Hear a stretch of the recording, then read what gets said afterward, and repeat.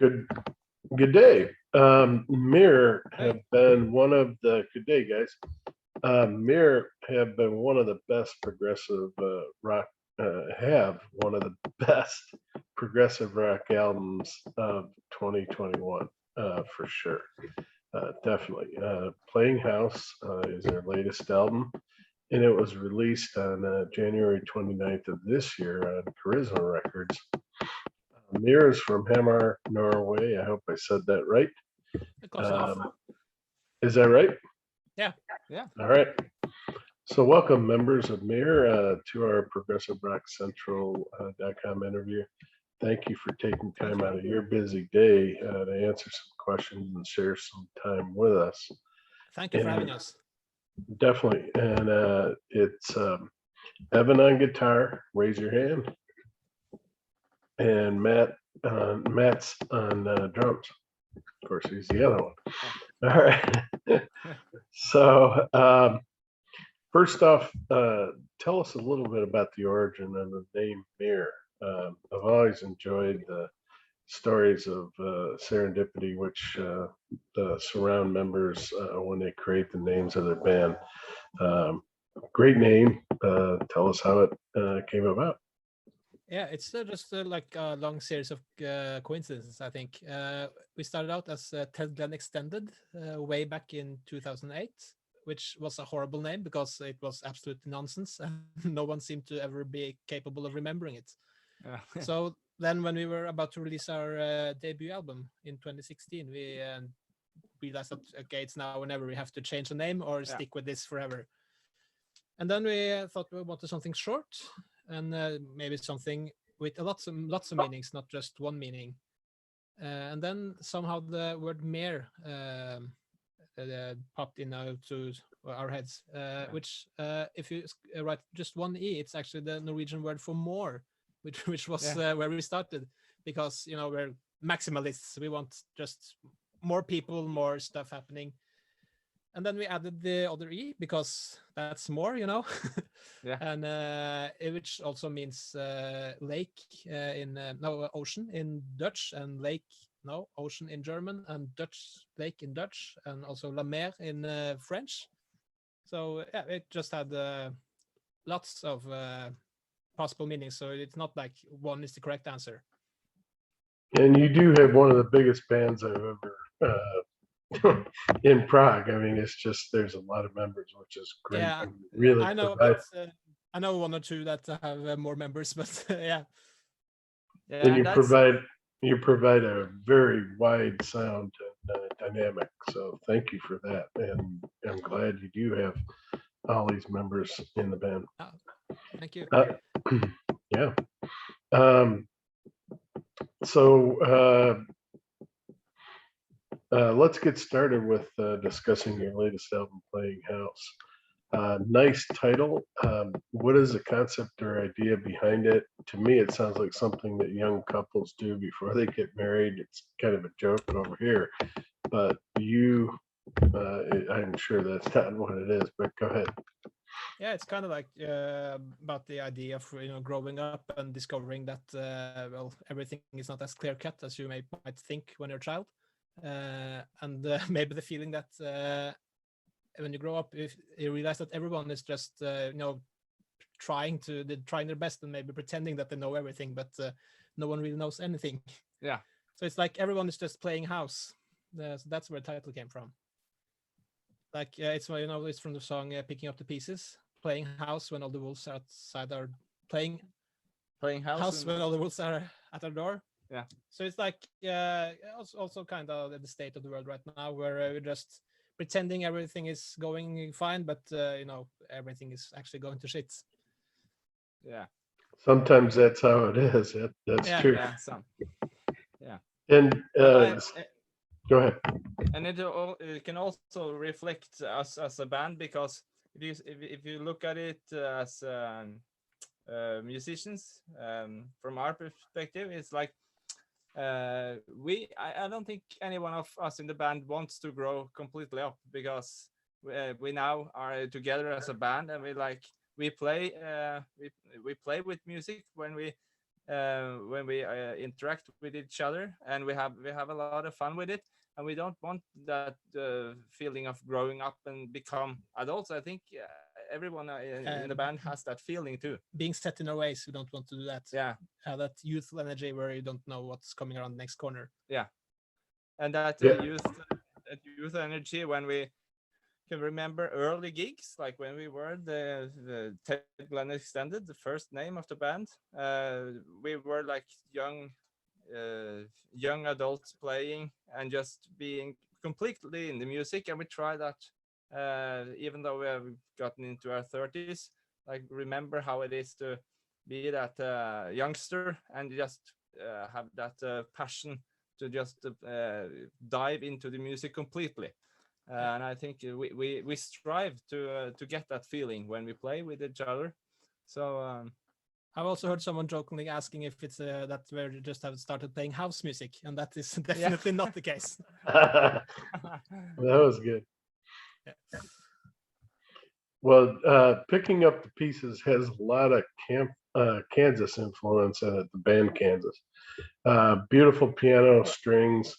Um, what is the theme of that? It sounds like picking up the pieces of life, but Yeah, it's a kind of like the thematically the overall piece for the whole record. Actually, it's kind of summing up of just all the feelings that we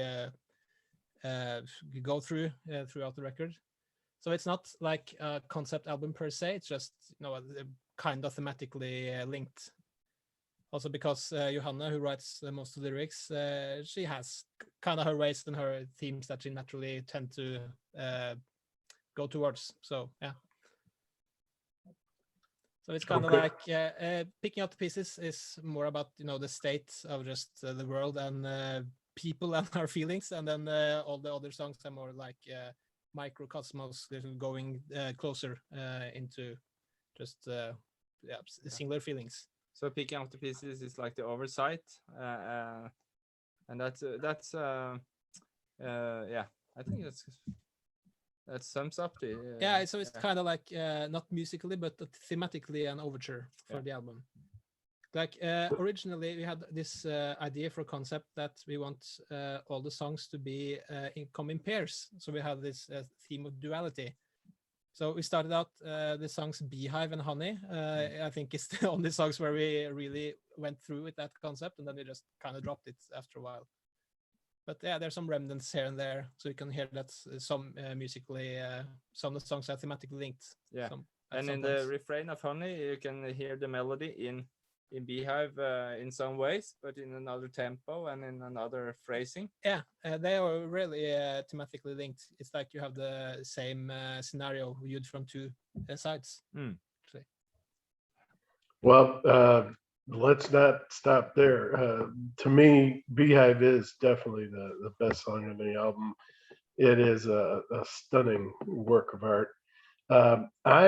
In my review, I mentioned there's that Goldfinger sort of refrain. I don't know if you guys, I'm sure you didn't try to make that happen, but do you see that? And then tell us a little bit more about that. It's just a fantastic song. It must be really doing well, and I bet you guys had a concert, and I bet you that one drew a lot of fans, and maybe hopefully singing the song along with you. It's definitely one of the funnest songs to play live. But actually, the James Bond thing is actually not coincidental, because that we have this sort of unspoken rule that we want to have a sort of James Bond song on each album. So that was actually what we were kind of going for with that. Oh, good. We didn't expect that people would be quite so that it would be quite so obvious to people, but yeah. But we really like that chord progression that we do in the refrain there. And remember, the two of us, we actually made that refrain when we had practice, only the two of us. Yeah, just jamming. And we came up with the refrain, and it's like it's like the feeling you get when we have that progression in that sort of tempo, maybe a little bit slow tempo, like in Beehive. It's like it gives us the good feeling, and I don't think we thought, we have to make it sound like this James Bond theme. It just happens, but at the same time, it's cool because now we have we've been thinking about the possibilities of having one like James Bond type of theme. Yeah, it's not like that's actually a sort of dogma I have, that we don't ever plan to what kind of songs you're about to write before we write them. It's not like, oh, now we need a real banger, now we need a ballad. It's just we just start and see where the music brings us.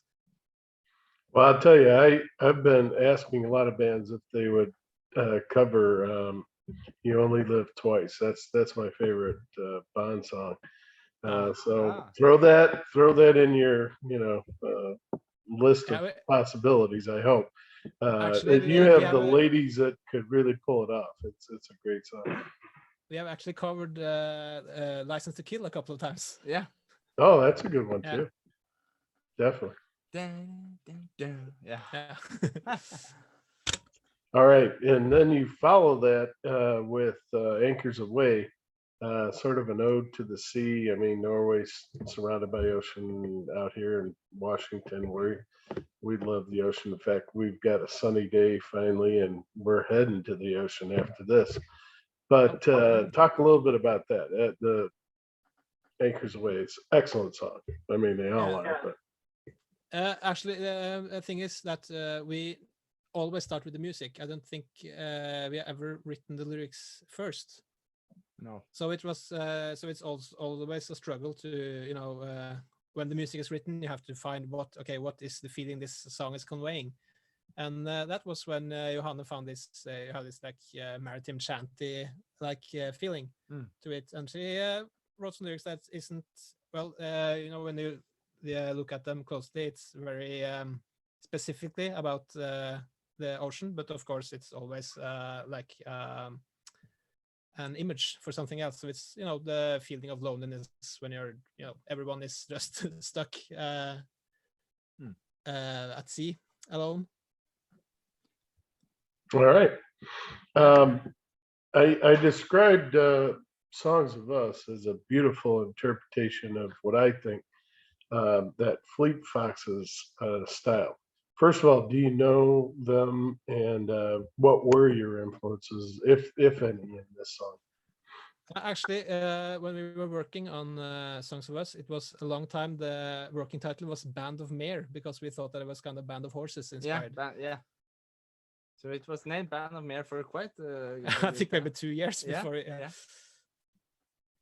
And it's because we have you know many people have been thinking of us more like an indie band, like in Norway we had this wave of indie from 2009, 2010, 2011, and so we have been inspired by that too. So like many of the songs we kind of think of as like more indie than prog, but it become like more proggy as we played, because we especially the two of us listens to a lot of prog and metal and rock stuff, maybe compared to the others in the band. Yeah, I guess we're the prog alibis. Yeah, we're the prog alibis of the band. So Fleet Foxes, I don't think I've listened so much to them. No. I think, but it's funny because every band we hear that we don't have so much influence from, it's still fun that you can describe a feeling of or a sense of that we have maybe have been influenced by them or something. But yeah, I don't think for me, maybe for Åsa, maybe for Ingvild. Yeah, that's also a thing, but because we're 8 people with very different tastes, so we all bring inspirations from very different places. And so it become this mashup of different influences. Yeah, I would like to think of ourselves like a big melting pot of just music. Yeah. But we have this common feeling of what we like anyways, even though Åsa listens to something and Knut listens to some other things and Johanna listens to her things. It's still like we have this agreement on what is like Meer sound. and that's Mhm. quite weird because we're 8 people with different tastes, but we all know. I think if you make a Venn diagram of all our musical tastes, then Meer will be at Yeah, center. the center, yeah. Yeah. Actually, I remember that Songs of Us, when we started writing it, it was actually because we were trying to write a refrain for All at Sea. Actually, so that's why they're also kind of connected. You know, they That's right. one of the songs goes straight into the other. Mm. But then it just grew out of that, and we realized that okay, this is its own song. It's funny when you think of it like that, because it's sometimes it's more coincidental than others on how songs become the songs they are. Yeah. Well, I forgot to show the album cover, so in case you haven't, the artwork is excellent. Do you want to talk just a little bit about that? Yeah, we had this. It's this Norwegian designer called Simen Skari, which has done lots of albums that we just think look amazing. Yeah. So it's also a kind of acquaintance of us. So we just asked him if he wanted to do it, and he and Helena Haglund made this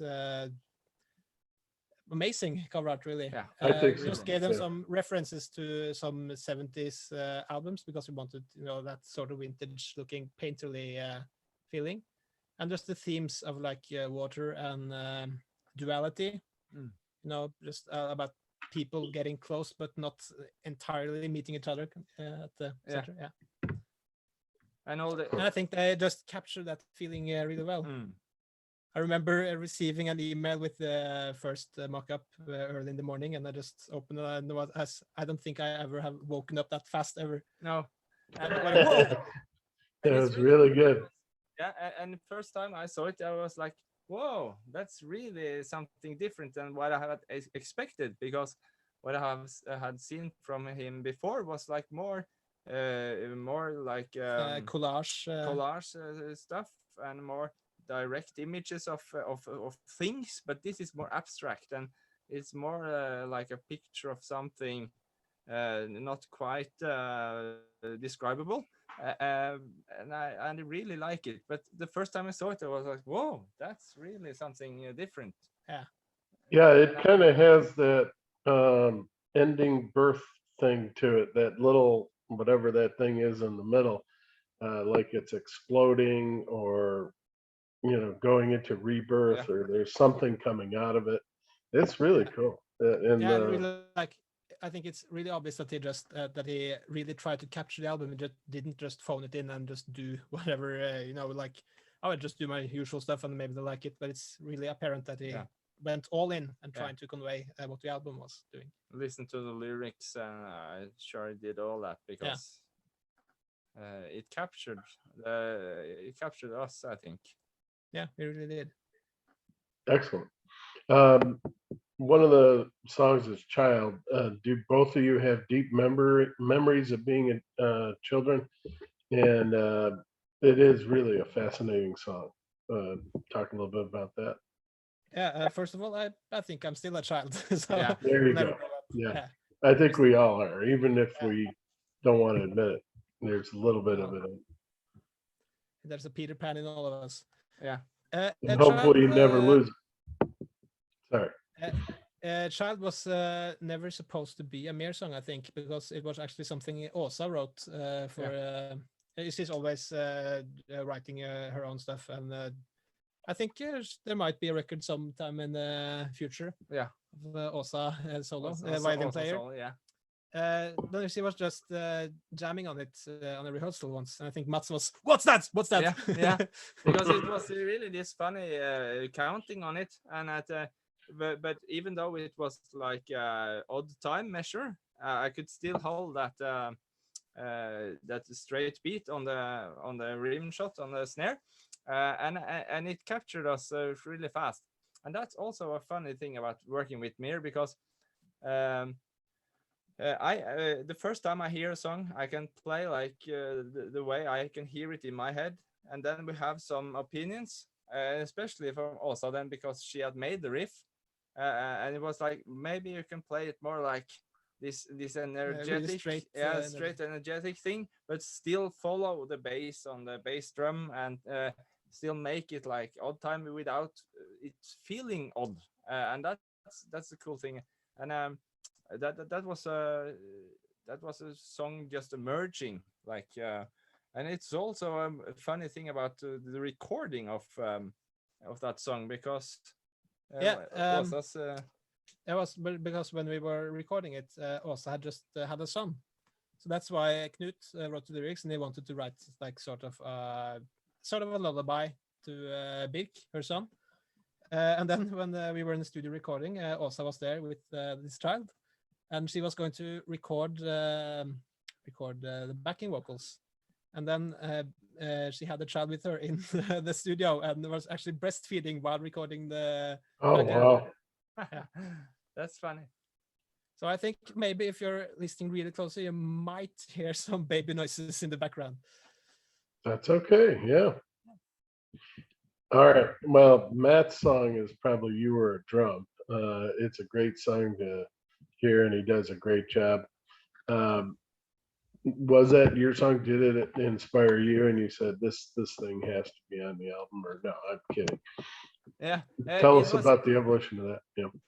Yeah, this was a rehearsal we had in Oslo, where we had split the band because we had the Oslo people rehearsing in Oslo, while the people in Hamar, which is 12 miles north of Oslo, wasn't there. So it was metric miles. Yeah, metric miles. So it was me and Knut, which played keyboard on that rehearsal, and Åsa and Ingvild on viola and violin. So I had this groove, which I had been playing for quite a long time, which is 23 8 notes. It's like the oddest meter ever. 16 notes. Yeah, and you don't really realize it when you listen to it. It just sounds like there's something is off, but you can't say exactly what it is. And that's I thought I have to use this groove in something, but because I couldn't get it out of my mind. And Knut played some chords, and and Åsa laid a beautiful melody there, Åsa and Ingvild, and it was like we had all the structure of the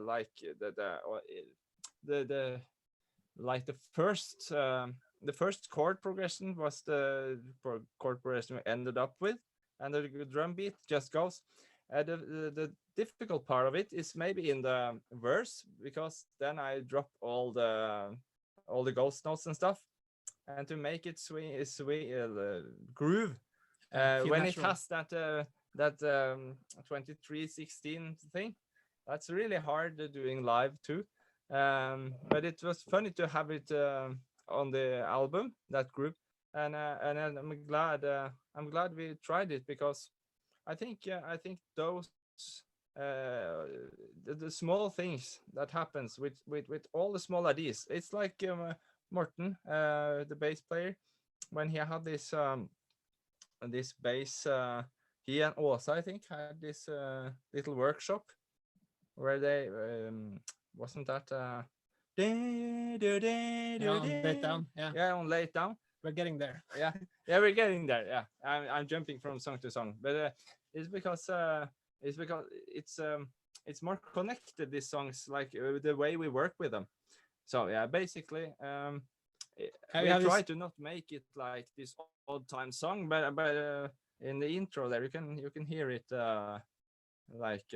for itself, and I think it's good for me as a drummer to have that too, because it makes me I'm looking forward to playing it live too, because I've made it myself, like a group.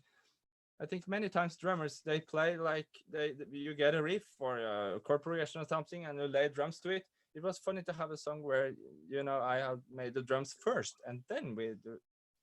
Yeah. I think it's very exciting. So it's actually kind of accidental that the title ended up being what it was. It's not like it's it's just because of the lyrics, it just came out naturally. Yeah, so it's not about me or a drum. It's like it's a picture of something else. But I might have been something unconscious. Absolutely.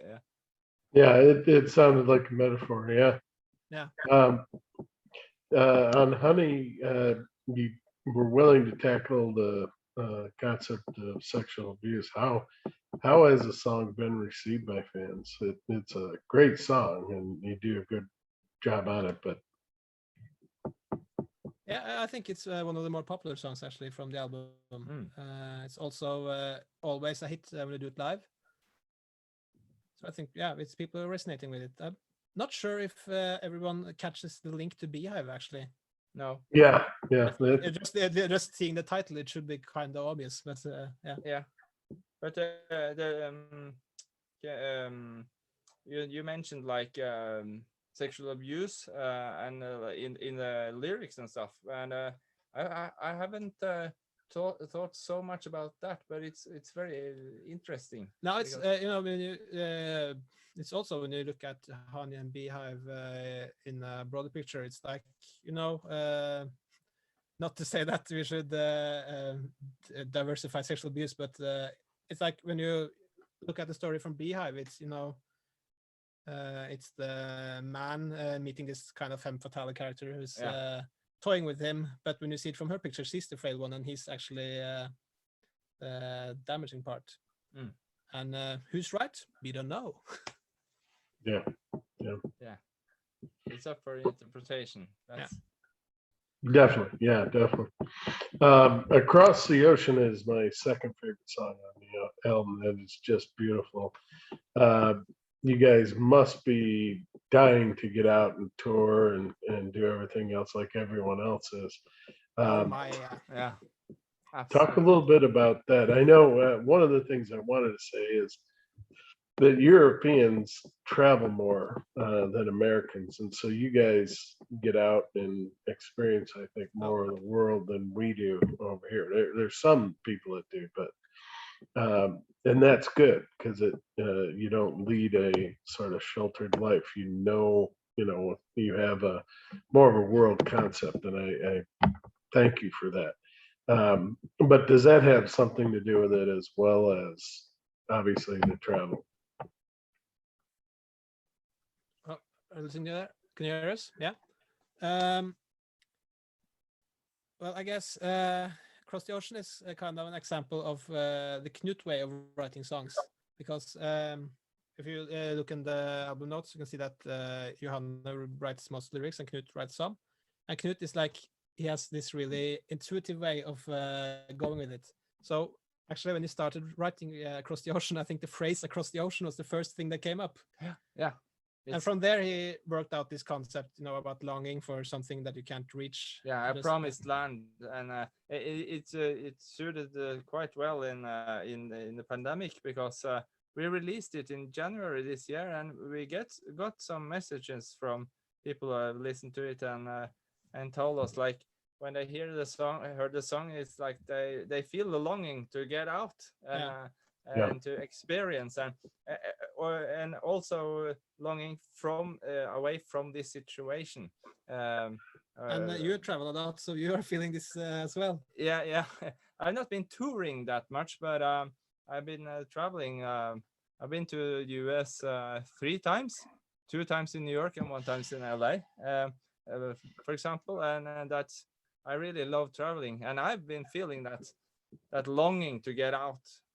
But now it's a pandemic, you don't want to travel that much now because it's naturally scary. But I think the song catches a lot of longing also within the band as general. We are dreamers in some way. We have this dream about coming out to play and experience the world. We have been abroad to play in Germany twice, and that was like a huge experience for us to only go to. It's not only it was a great experience, but we would like to do it so much more, because it's like it's my dream to just tour and play a playing house everywhere, because now we have played playing house. Yeah. And now we have played some shows in Norway now, and it's been starting to opening up some. But and we had a fan from Germany coming to see us in actually a guy coming up from Germany just to see. That was might be some other things. yeah, absolutely. Yeah. other bands too. But we were one of the bands he wanted to see, and that was so.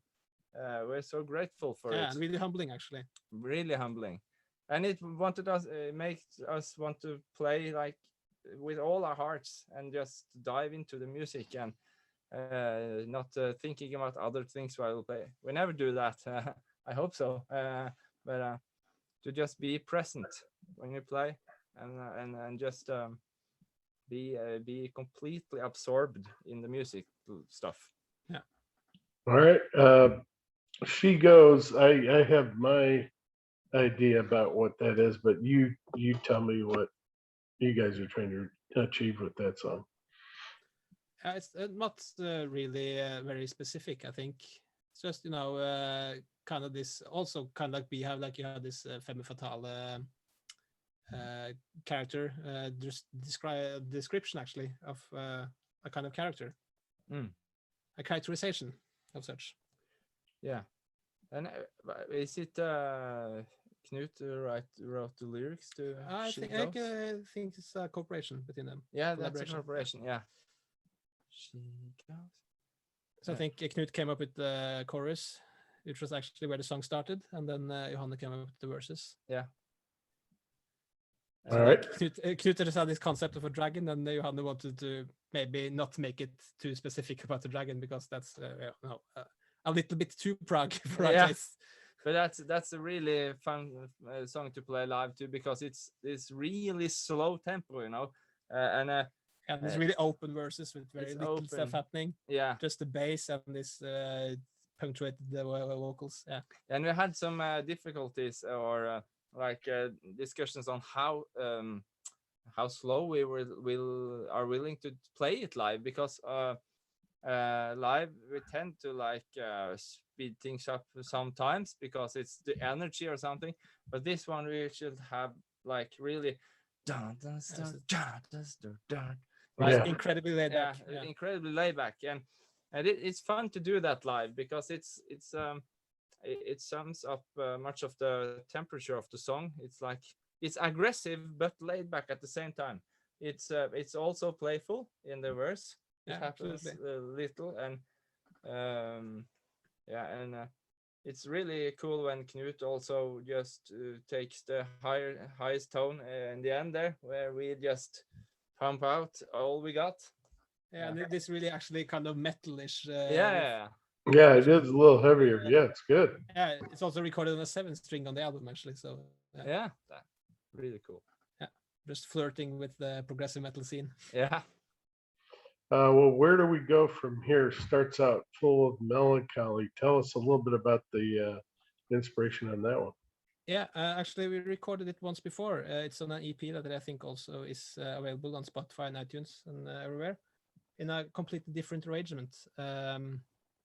It's sort of inspired by this Norwegian author called Alf Prøysen, who has a song called Trassvisa hennes Tora, which is just a song about forbidden love, two people meeting that get well together and then walk through the night together, but they have to separate in the morning because they aren't allowed to be together. And then you can see that it's sort of maybe a class struggle thing, but it could also be viewed as like a sexuality thing, maybe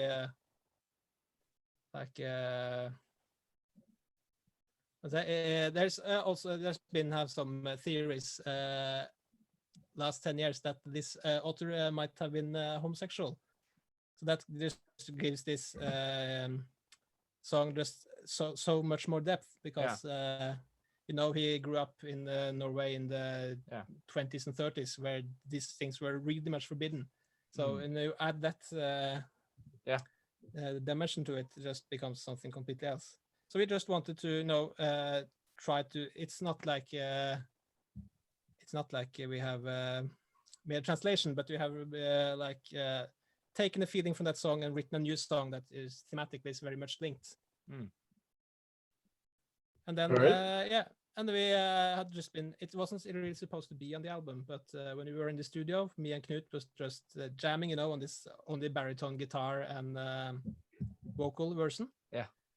And then one late evening, we just in the studio, we just decided to try to record it all in just one take, and we did. Yeah. It took That's maybe great. 12 takes before we reached the perfect one, but it's the whole song is just one take.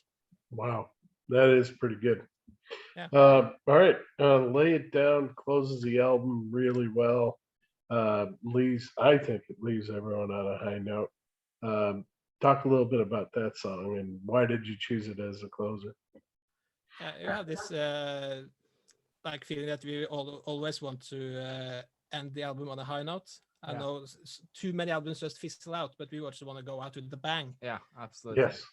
Yeah, so it was kind of written with that in mind, that we just wanted something really larger than life, just want to outmare ourselves. Yeah. And there on that song, Eivind wrote the whole like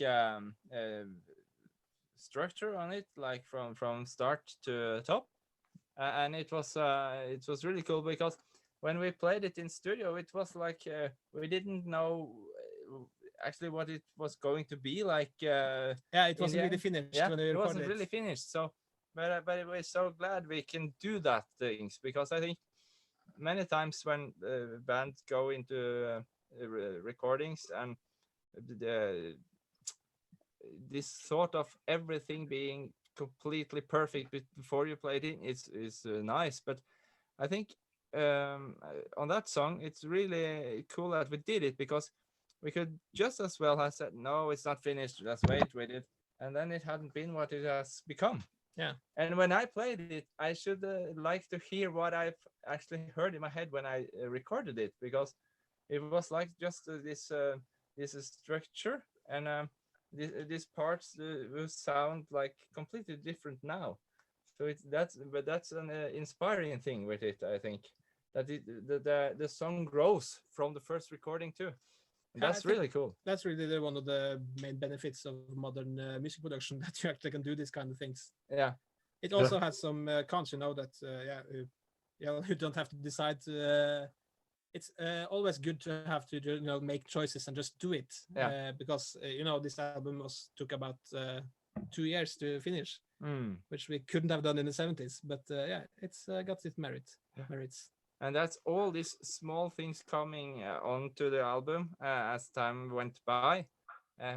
All these details. We're so glad we took the time to actually think about it so much that these details come. Just tweaking every little detail.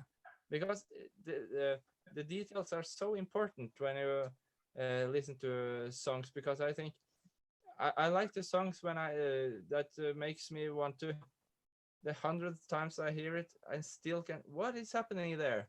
Discover something new all the time. Yeah, and that's Very so good. cool. Well, hey, I want to thank you guys for adding that White Snake cover. I was a great fan of theirs. Here I go again. What was it about the song that you just absolutely had to have it? It must be the lyrics. The lyrics are. Well, truth be told, in this beginning of the pandemic, everyone was doing this sort of quarantine jams and stuff. Yeah. So we thought that we might just try something. So we took it as a posted, challenge. Yeah, so we just posted on Facebook, "Hey, we want to do a cover. What song would you like to hear?" And then people started coming up with all these ridiculous suggestions. Yeah. And we were actually going to have a vote, but we just decided no. Let's just decide on a song, and then Here I Go Again showed up, which it's an awesome song. So we thought, maybe we could do something with that. Yeah, and it was the closest thing we were discussing. What can we make something of that is us, but still captures some of the original of the song. Yeah, and I think, but you made it yours too.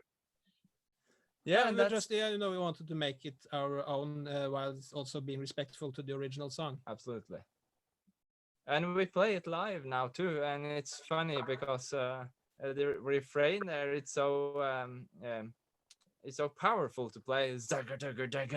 Yeah, it's like all these small these parts. It's very fun to play, and we play it with a little smile, and we can have a little bit fun with it. Yeah, you have to have some, just a little bit of irony when you do that. But and some people ask like, is it a joke? Is it serious? But we are serious No, about no, it, yeah. and we like it. But I understand that some people are like wondering. But as soon as we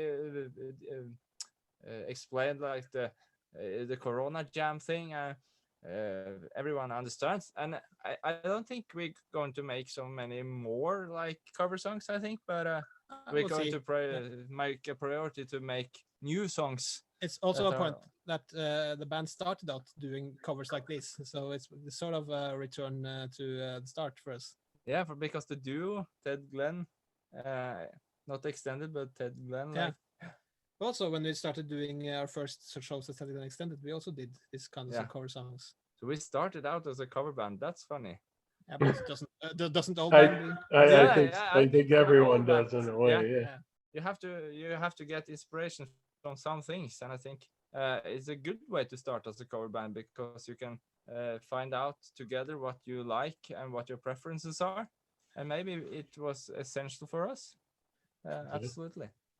Also think Uh, that people are always like suggesting all these kinds of songs that we could cover, but most people tend to suggest songs that kind of sound like Meer. But that Yeah. sort of Yeah. defeats the purpose Yeah. for me. I think it's funnier to more personal actually to go for a cover that is something completely different and make it ours. Mm.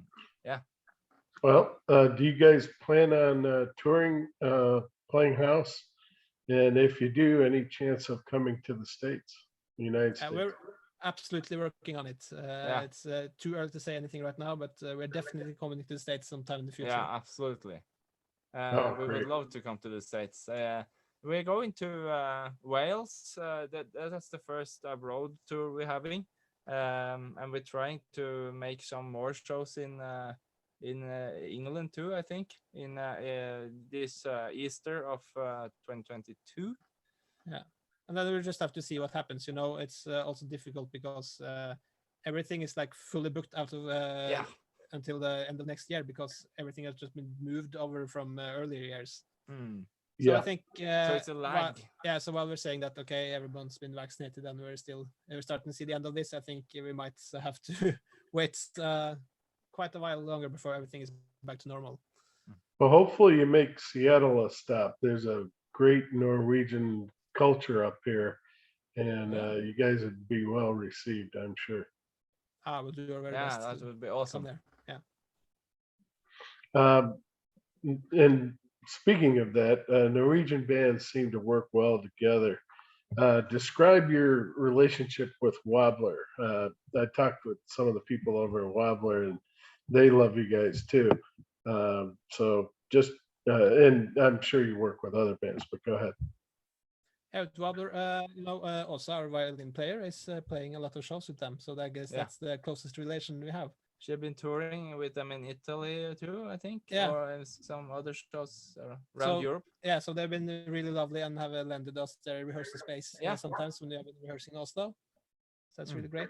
So I hope we might be able to do some split gigs sometime Yeah, in the that future. would be awesome. The two of you together would be great. That'd be a great show to come over here. Yeah, Yeah, but also a logistical nightmare. Yeah. I bet. And Åsa would be playing a lot these evenings then, because she actually played with Wobbler after a gig with us for a couple of weeks ago. She played with us like We did a gig like an hour south of Oslo, and then she just had to get in the car and go to Oslo and straight to playing with Wobbler.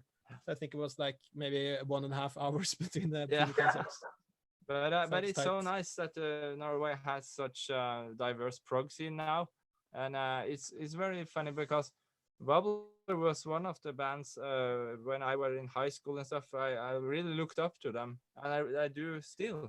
Yeah, But because it's back then they were like the Norwegian prog band. Yeah, the Norwegian the big idol for us, and I have to say they still are, but now it's cool because we have been meeting them, and we can hopefully do things together, and that's really cool, I think. It's also really inspiring just listening to a band that has been doing it for so long that still just keeps getting better. Yeah. So I just Yeah, really they hope we do. can do like that. Yeah, and that's so inspiring inspiring that bands continue, because it's so sad with many great bands that they somehow they split because of disagreements or time just issues, also families. because we're kind of it's a niche genre, so living out of playing progressive rock in Norway, that's just not happening in any case. So Oh, that sometimes people just have to call it quits because they have to prioritize other things. yeah. And we're That's sad. absolutely not doing that. No, we are not doing that. No. But I think that also is because we are so good friends, like, and we work together in so many other constellations. So it's not like um, uh, outside of Mir, we also meet each other in parties, birthdays, other types of playing constellations, and it's like so knit together. So it's not like it's our job with the band, and that's only work. It's fun, and it's like I can't see it end sometime soon at all, and that's really cool and also inspiring to see the older bands that have been staying together and see that it's actually working. You don't have to have the 10 years band thing and then quit and do something else with some other bands. But because I think the bands that work together like 20 years, and you can hear the connections in the playing that you don't get from just forming new bands all the time. Many people do that, and that's great. But you can hear the bands that play many years together. Yeah, and also think it But the Rolling Stones, they're still together. Yeah, there's Yeah, yeah. So our plan is to become next Rolling Stones. yeah. there you That's go. the goal. That's a good goal. Hey, what's next for the band? A new album or in how soon do you think? We're having some writing sessions nowadays, actually. So yeah, We're starting things are now. coming up. We are not ready to comment anything specific yet, but I want to promise you that the next album won't be as long as the gap between the two last albums. Absolutely, and But that's why you did give people a lot of music on this album, by the way. I mean, it's just full. I mean, you get your money's worth. It's really great. So I'm sorry. So if the Thank wait you. was long, it was well worth it. Thank you. And that's so nice to hear, and it also inspires us to make new things. Yeah, because absolutely. because when we get this reception, it makes us really want to get together and make new things, and we can work in different ways now. It's not necessary that we meet all 8 of us each time, but we can split up and work 4 at a time on some things, and we mix it together. And I think have like could like make this schedule for okay, so these people are meeting at that time, and yeah yeah, because the way we work, like we want everyone to be creatively involved. yeah But when you are 8 people with strong opinions working together at all times, that might be kind of difficult. So you just like meet a wall. Yeah. So it's a good thing to just meet in smaller constellations and work on something, and then bring it to the whole group at a later point. yeah Good and idea. send things to back and forth. Yeah. I think that also is, but not do that so much that we lose the like meeting and practicing thing. We could sit in each of our own studios and send things, but it's also the things that happen when you interact. But it's not necessary to be all 8 at the same time, because it's a lot of opinions, as you say. Yeah, we can also say that Meer is as much about the coffee breaks as it's about the music. So well, it's Hey. only when we have rehearsals, it can take some time before we are sitting down and play, because we are so good friends, and we have so much to talk about, because That's we live important. different lives. So but it's we have some new songs, not like they are finished, but we have some skeletons for the new some of the new things to come, and we really like it. But the thing now is really to put it together, put the parts together. picking up the pieces and Yeah, it's put them also together. you know, and picking up with playing house, getting the reception it did. It's also kind of awe-inspiring. Just you know, okay, we have to top this somehow. Yeah. Yeah. It's also a bit scary, but it's a motivation too, because I think if we had made another album now with playing house, just had disappeared into the void of internet without anything happening to it, it wouldn't have inspired us the same way. It would, Just I saying think, like the debut album did. yeah, the V album. But I think we would still have made another album. I think because Yeah, of we course. do it because we love the playing. We love playing with each other, and it would also be okay if we're not playing with Meer. What do we do then? Yeah, no, Because Yeah. that's our band, you know. So yeah, it's all about for me. It's just about writing music I want to listen to. So yes.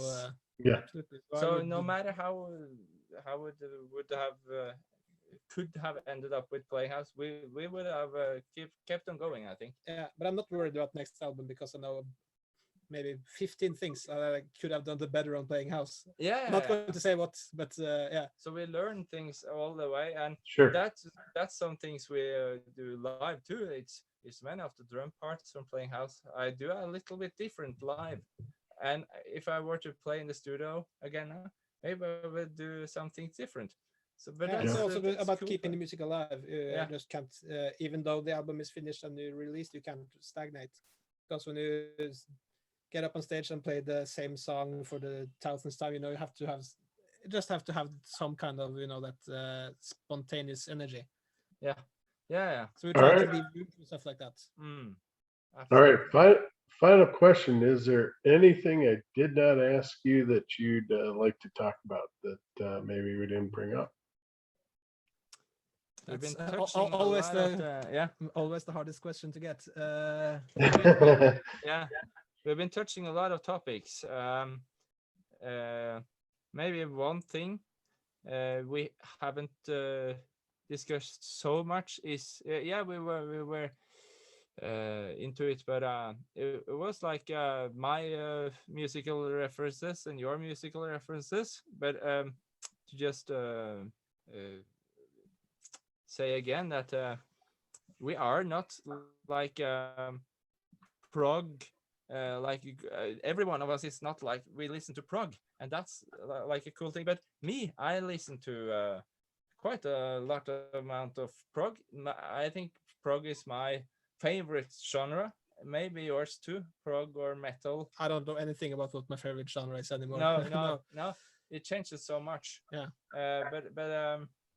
Like I think